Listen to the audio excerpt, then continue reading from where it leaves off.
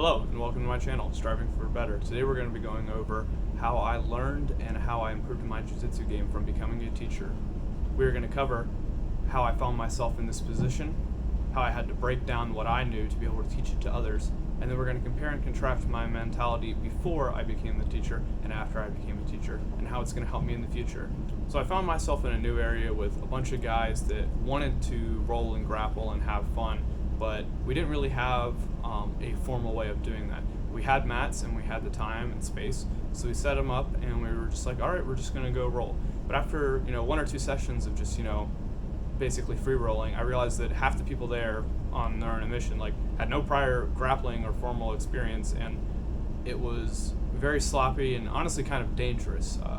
People really didn't know courtesies of grappling in general, and so I suggested another guy that was a pretty good wrestler that we start to do more formal classes for half the time and free roll for the other half of the time. That way everyone can learn something as well as have fun.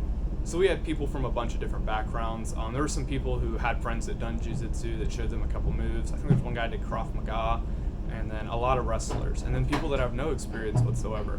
So I found that I had the most experience doing jiu-jitsu, so it really fell to me to be able to teach some of these basic concepts of jiu-jitsu to them. And to do that, I really had to go back to day one and break down the most basic fundamental parts of it in a easy to digest way that was also engaging enough, that was going to keep them wanting to do this. And I feel like I was pretty successful in that.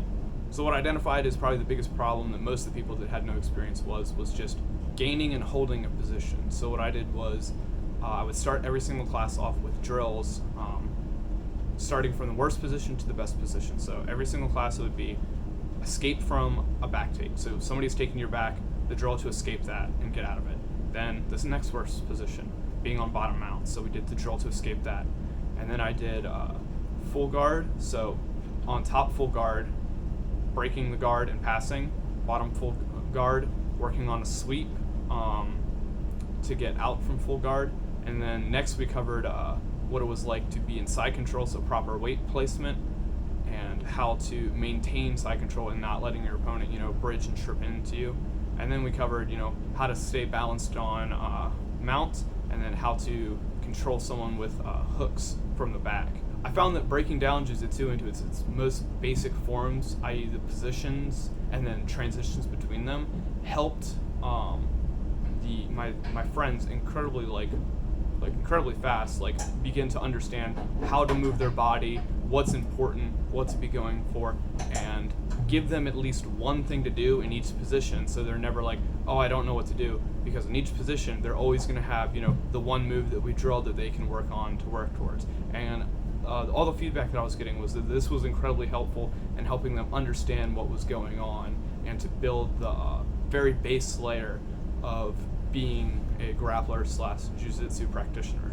After I felt that they had a pretty solid grasp of the basic positions and transitioning between them, I slowly began to implement teaching them submissions, but at the beginning of every single class, still re-hitting these positional technique drills, and then showing one or two submissions, and then moving into the live rolling, which everyone thought was informative and fun. My mentality before becoming a teacher, I could say, was pretty one-dimensional. I was very much a one technique, one move at a time kind of guy. I was an aggressive passer. I barely played my guard. I saw it as kind of inferior, and I wasn't really good at it, so I didn't want to do it. So I was always smash and pass, pressure, getting on top, get in a good position, now hit your submission. And it was very one-dimensional and kind of simple. So facing anyone that really knew what they were doing, they were able to counter it. Everyone in my gym back home knew what to expect from me. So it was just going to be a struggle of wills at that point, very much less so technique.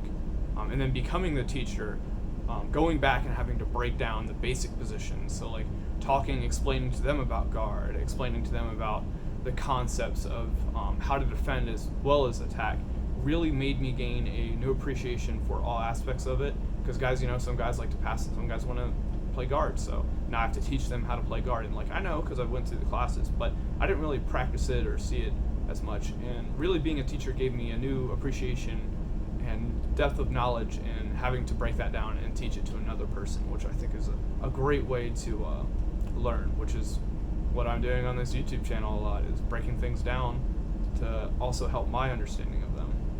In conclusion, this re-hitting of the fundamentals and continuous and constant practice in the basics, I think, has led to me to become a better, well-rounded, more fundamental jiu-jitsu practitioner. Thank you for watching, and I hope you enjoyed this video.